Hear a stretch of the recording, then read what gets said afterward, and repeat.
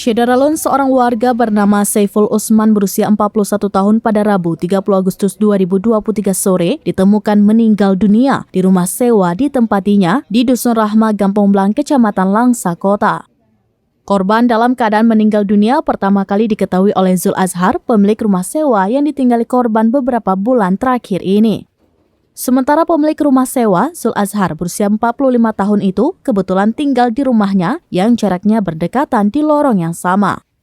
Sedangkan korban Saiful Usman tercatat di alamat KK atau kartu keluarganya beralamat di Kampung Kapa, Kecamatan Langsa Timur.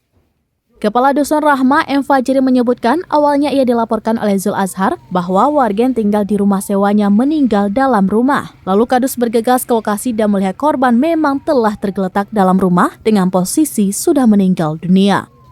Kemudian Fajri langsung mengabarkan kejadian itu ke Babin Kamtibmas Gampong Blang dari Polsek Kota. Tidak lama setelah itu, aparat keamanan Polsek Kota serta tim Inafis Sareskrim Polres Langsa terjun ke lokasi dan selanjutnya mengevakuasi jenazah korban ke RSUD Langsa.